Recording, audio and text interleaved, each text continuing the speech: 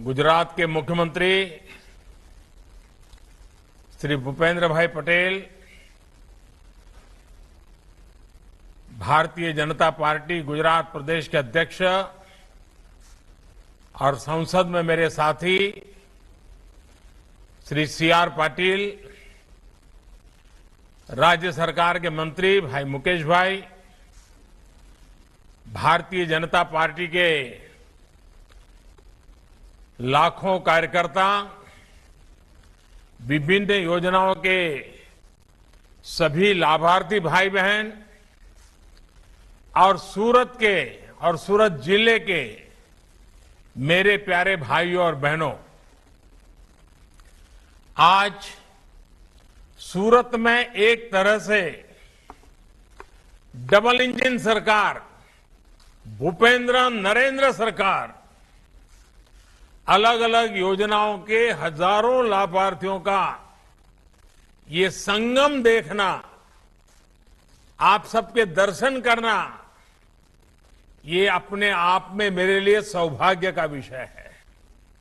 मुझे खुशी होती कि आज मैं ओलपाड़ आया होता, आप सबके बीच में होता तो मुझे आनंद और आया होता, लेकिन आप लोगों ने मुझे ऐसा काम दिया है कि मैं अब आप लोगों के बीच उतना आ नहीं पाता हूं, लेकिन फिर भी वीडियो कॉन्फ्रेंस के माध्यम से, टेक्नोलॉजी के माध्यम से आपको मिलने का मौका मिला, कुछ परिवारों से बातचीत करने का मौका मिला, आप सबके दर्शन करने का मौका मिला।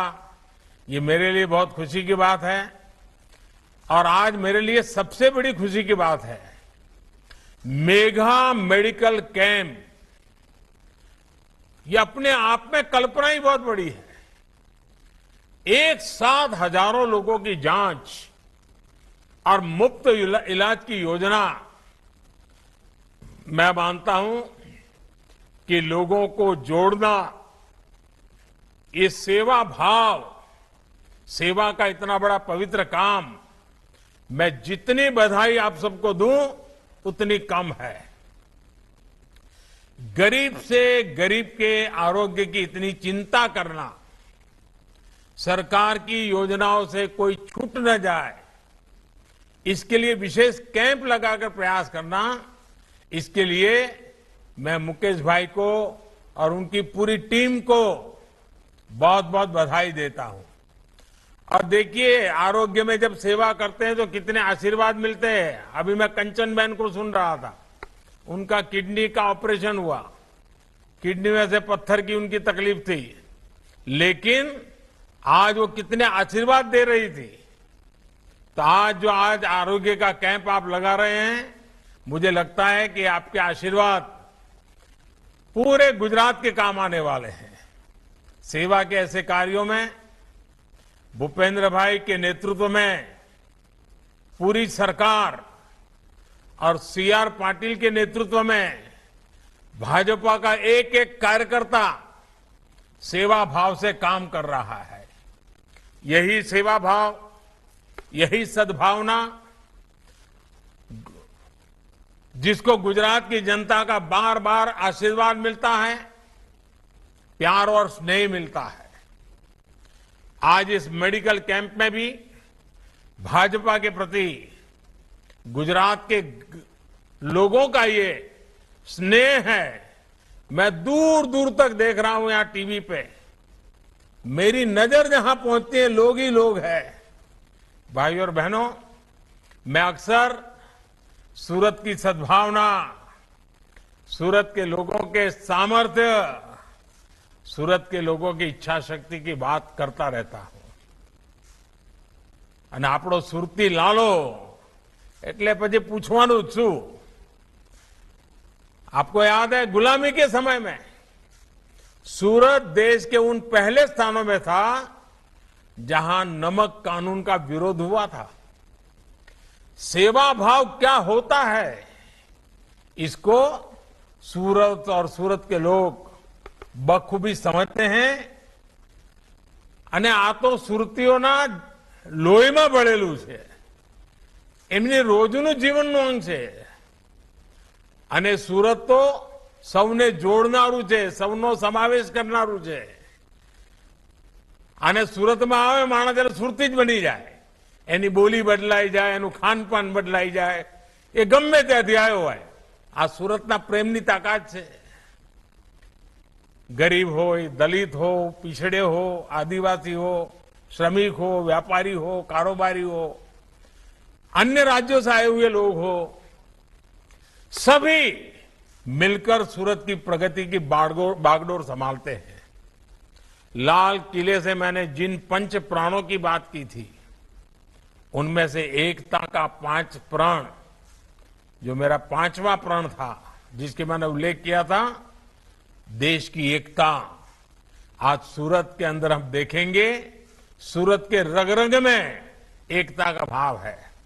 और इसलिए सूरत का मेरे हृदय में बहुत विशेष स्थान भी रहा है. भाई और बहनों, बाढ़ और महामारियों ने अनेक बार सूरत की परीक्षा ली है, लेकिन सूरत में एकजुटता के आगे कोई भी चुनौती टिक नहीं पाई है. महामारियों के नाम पर सूरत के विरुद्ध अपप्रचार की कोशिशों को भी हमने मिलकर नाकाम किया है. सूरत ने मुझे जितना सहयोग और आशीर्वाद दिया है, उसे मैं कभी नहीं भूल सकता. मुझे याद है जब बरसों पहले तापी में बाढ़ आई थी, तो मैंने युवाओं को में से मिलकर सूरत को फिर से संवारने का आग्रह किया था. देखते ही देखते सूरत के युवा सड़कों पर निकल पड़े थे. उन्होंने साफ सफाई का जिम्मा अपने ऊपर ले लिया था.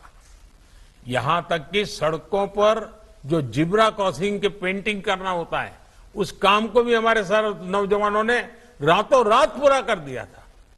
साथियों, बीते दशकों में इस पूरे क्षेत्र की विकास यात्रा में मुझे सूरत से के अनेक वरिष्ठ नेताओं, सहयोगों का साथ और आशीर्वाद मिला है. और जब सूरत की बात आए तो अनगिनत हमारे साथियों की याद आना बहुत स्वाभाविक है. चाहे हमारे कांचीराम भाई राणा हो, प्रवीण भाई नायक हो, हमारे हेमंत भाई चपटवाला हो, हमारे भगू भाई बिमल, हमारे डॉक्टर कनु भाई मावाणी, ईश्वर भाई, हमारे सुमन भाई देसाई, अनगिनत नाम. कितने लोगों के साथ 30-30, 40-40 साल तक मुझे काम करने का मौका मिला है. उसमें से कुछ बंधु हमसे छोड़कर चले भी गए, लेकिन आज जो भी है, उन सब की प्रेरणा हम सबको काम आ रही है. उन सबका योगदान अनेक, यानी 3-3, 4-4 पीढ़ी जिन्होंने सारा काम किया है, तो उन सबका स्मरण आना, उन सबकी यादें आना बहुत स्वाभाविक है. साथियों, किसी भी देश की प्रगति में देशवासियों के स्वास्थ्य की भी उतनी ही बड़ी भूमिका होती है. हमारे यहां कहते हैं ना, अगर बच्चा स्वस्थ है तो भविष्य भी स्वस्थ है. बेहतर स्वास्थ्य बेहतर भविष्य का मार्ग बताता है. इसी सोच के साथ बीते वर्षों में हमने हेल्थ इंफ्रास्ट्रक्चर के साथ साथ जन जागरूकता पर, बीमारियों से बचाव पर, बीमारियों को गंभीर होने से रोकने पर विशेष बल दिया है. आज पूरे गुजरात में भी मल्टी स्पेशलिटी अस्पतालों का सशक्त नेटवर्क तैयार हुआ है. पिछले 2 दशकों में मेडिकल कॉलेज 11 से बढ़कर 31 हो चुके हैं. एम्स भी बन रहा है और कई मेडिकल कॉलेज प्रस्तावित है. सूरत में भी स्मीमेर हो, नया सिविल अस्पताल हो, जांच की सुविधाएं हो, स्टेम सेल ट्रांसप्लांट की बात हो, या फिर महामारियों को मॉनिटर करने के लिए विशेष सेंटर, अनेक आधुनिक व्यवस्थाएं बनाई गई है. आरोग्य को प्राथमिकता देने के इस प्रयास में हमने जन भागीदारी को सर्वोच्च मार्ग माना है. इसमें हमारे सूरत के रत्न कलाकारों ने, दूसरे व्यापारिक और सामाजिक संगठनों ने हमेशा ही बढ़ चढ़ करके हिस्सा लिया है. और मुझे खुशी है, चाहे सौराष्ट्र से आए हुए लोग हो, चाहे उत्तर गुजरात से आए हुए लोग हो, चाहे हरियाणा से आए हो, राजस्थान से आए हो, आंध्र से आए हो, उड़ीसा से आए हो, हर एक ने कुछ न कुछ सूरत की भलाई के लिए किया ही किया है। आरोग्य के लिए बड़े बड़े कैंप्स लगाने की एक समृद्ध परिपाटी बीते दशकों में सूरत में विकसित हुई है। आज का ये मेगा मेडिकल कैंप भी इसी की एक कड़ी है। साथियों, मेरी अभी इस कैंप के लाभार्थियों से बात हुई है।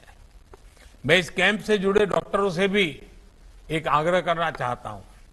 मेरा आग्रह है कि आप इलाज के साथ साथ मरीजों को उनकी लाइफस्टाइल पर भी जरूर बातचीत करें। आप उन्हें पौष्टिक आहार के लिए प्रेरित करें। डॉक्टरों की एक छोटी सी सलाह बीमार व्यक्ति का जीवन बदल सकती है, उसे अनेक शारीरिक तकलीफों का छुटकारा दिला सकती है। भाइयों और बहनों, जब समाज और सरकारें सेवा भाव से एक साथ आते हैं, तब सफलता व्यापक भी होती है और सर्वस्पर्शी भी होती है। आज गुजरात संस्थागत प्रसूति, इंस्टीट्यूशनल डिलीवरी, उस मामले में देश के अग्रणी राज्यों में से एक बन गया है। चिरंजीवी योजना, जननी सुरक्षा योजना, खिलखिलाहट एम्बुलेंस, ऐसी अनेक योजनाओं के सार्थक परिणाम मिल रहे हैं। आपको याद होगा, गुजरात देश का वो राज्य था जिसने इलाज के लिए 2 लाख रुपए तक की मदद शुरू की थी। ये मदद सिर्फ गरीबों तक सीमित नहीं थी, बल्कि इसमें निम्न मध्यम वर्ग के भी अनेक परिवार शामिल थे। आज आयुष्मान भारत योजना इसी भावना को संपूर्ण देश में विस्तार दे रही है। 5 लाख रुपया का आरोग्य की सुविधा, और मुझे अभी सुखदेव सिंह जी से मैं बात कर रहा था, उन्होंने इतने बढ़िया ढंग से विषय को बताया। मैंने भी कभी ये बताया नहीं था, लेकिन आज सुखदेव जी से मैं सीखा। उन्होंने कहा कि साहब 5 लाख का अगर बीमा निकालना है तो 14-15 हजार रुपया का प्रीमियम आता है, और बोले आपने पूरे देश का 5-5 लाख रुपए का बीमा उतार दिया है। अब ये सुखदेव जी की सोच, वो कहते हैं ना दिव्यांग है लेकिन दिव्य दृष्टि है, वो उनके शब्दों में निकलता है। कितना बड़ा काम हुआ है, लेकिन हमारे देश में ये सच्चे अर्थ में देश के नागरिकों को सशक्त करने वाला काम है। और इसी योजना की मदद से पूरे देश में करीब 4 करोड़ मरीजों को मुफ्त इलाज मिल चुका है, और इसमें 30 लाख से ज्यादा हमारे लाभार्थी हमारे गुजरात के हैं। भाइयों और बहनों, गरीब परिवारों में बीमारियों का एक बड़ा कारण साफ पानी का अभाव रहा है। पीने का पानी अगर शुद्ध नहीं मिलता है तो बीमारियां भी लेके आता है। सूरत में बीते सालों में शुद्ध पेयजल के लिए प्रशंसनीय प्रयास हुए हैं। पोखरों, तालाबों और दूसरे स्रोतों को पुनर्जीवित करने का लिए सबने मिलकर काम किया है। मुझे खुशी है कि डबल इंजन की सरकार के कारण आज गुजरात के 97% एक प्रकार से 100 के करीब करीब ग्रामीण परिवारों को नल से जल मिल रहा है। भाइयों और बहनों, गांव और किसान की स्थिति बदलने के लिए 2 दशक पहले जो सफल प्रयोग गुजरात में हमने मिलकर किए हैं, उन अनुभवों का लाभ आज पूरे देश को मिल रहा है। पीएम स्वामित्व योजना के तहत आज गांवों में ड्रोन से मैपिंग कर मकान मालिकों को प्रॉपर्टी कार्ड दिए जा रहे हैं। अभी तक देश के 50,000 से अधिक गांवों में ये काम पूरा किया जा चुका है। गुजरात के भी लगभग 1600 गांवों में भी ड्रोन सर्वे पूरा हो चुका है। प्रॉपर्टी कार्ड ना सिर्फ गांवों में जमीन से जुड़े विवादों को कम करने में मदद कर रहे हैं, बल्कि व्यापार कारोबार के लिए बैंकों से मदद को भी आसान बना रहे हैं। साथियों, देश के करोड़ों छोटे किसानों का कदम कदम पर साथ देना, ये हमारी सरकार की प्राथमिकता है। पीएम किसान सम्मान निधि ऐसा ही एक प्रयास है। इस योजना के तहत अब तक देश भर के किसानों के बैंक खातों में लगभग 2 लाख करोड़ रुपए सीधे ट्रांसफर किए जा चुके हैं। गुजरात के भी 60 लाख से अधिक किसान परिवारों को भी इसका लाभ मिला है। सूरत के भी 1.25 लाख से ज्यादा किसान पीएम किसान सम्मान निधि के लाभार्थी हैं और अभी मेरी जितने लाभार्थियों से बात हुई सबने पीएम किसान सम्मान निधि की भारी तारीफ की। मुझे याद है पहले की सरकारों में किसानों के नाम पर बड़ी बड़ी घोषणाएं होती थी, लेकिन किसानों के खाते में कुछ नहीं पहुंचता था। लेकिन डबल इंजन की सरकार किसानों के हितों को सर्वोपरि मानते हुए काम कर रही है। इसी सच्ची नीयत के कारण ही देश का, गुजरात का किसान बार बार हमें आशीर्वाद दे रहा है। हमारी सरकार ने गांवों में पक्के घर बनाने की जो योजना बनाई है, गांव में गरीबों के लिए पक्के घर बनाने की योजना बनाई है, उससे भी चाहे शहर के गरीब हो या गांव के गरीब हो, छोटे किसान हो या मेहनतकश मजदूर हो, हर एक को बहुत लाभ हुआ है। बीते 8 वर्षों में देश भर में गरीबों के लिए 3 करोड़ से अधिक पक्के घर बनवाए जा चुके हैं। इनमें से 10 लाख से अधिक घर गुजरात के गरीब परिवारों को मिले हैं। इसमें भी लगभग 1.5 लाख परिवार हमारे सूरत और उसके आसपास के जिले के लोग हैं। भाई और बहनों, सूरत सहित पूरा गुजरात विकास की भावनाओं को भी समझता है, संभावनाओं को भी समझता है। इसलिए हर आंकड़े, हर हलचल पर विशेष नजर रहती है। जब देश एक्सपोर्ट के नए रिकॉर्ड बनाता है, तब सूरत का उसमें योगदान होता है। हाल में जीडीपी के आंकड़े आए हैं। भारत की तेज रिकवरी को पूरी दुनिया सराह रही है। जिस प्रकार गुजरात ने कोविड का मुकाबला किया, दुनिया के सबसे तेज और विशाल टीकाकरण अभियान को चलाया, उसने व्यापारिक गतिविधियों को तेजी से पटरी पर लाने में मदद की है। सफल टीकाकरण का क्या असर हुआ है, इसको सूरत के से बेहतर भला कौन समझ सकता है। पूरी दुनिया अब भारत से सीखने की बात कर रही है। कुछ दिन पहले ही भारत ने दुनिया की 5वें नंबर की अर्थव्यवस्था बनने का गौरव हासिल किया है। इस उपलब्धि से देश को और मेहनत करने का, अमृतकाल के बड़े संकल्पों को सिद्ध करने का हौसला मिला है। ये प्रगति मामूली नहीं है। हर हिंदुस्तान का सीना गर्व से भर जाता है। हमें अपने उत्साह, अपने उमंग को इसी तरह बनाए रखना है। एक बार फिर सूरत के मेडिकल कैंप के सभी लाभार्थियों को मेरी बहुत बहुत शुभकामनाएं हैं। और फिर एक बार भूपेंद्र भाई, सीआर पाटिल, सबको बहुत बहुत बधाई देता हूं। आप सबको भी बहुत शुभकामनाएं देता हूं। અને હવે તો તમે બધા નવરાત્રીની તૈયારીમાં પડી ગયા છો પાછા। હમણાં તો ગણેશ ચતુર્થી ચાલતી હશે અને સુરત તો આપણું ગણેશ ચતુર્થીમાં મેં જોયું છે કે મહારાષ્ટ્રની જાણે સ્પર્ધા કરતું હોય। ગામો ગામ ગણેશજીની આપણે ત્યાં જોરદાર તૈયારીઓ ચાલતી હોય છે ને કાર્યક્રમ। અને ગણેશજી ગયા પછી શ્રાદ્ધમાં થોડો આરામ થાય ને વળી પાછી નવરાત્રી ને પછી વિજયાદશમી ને શરદ પૂર્ણિમા।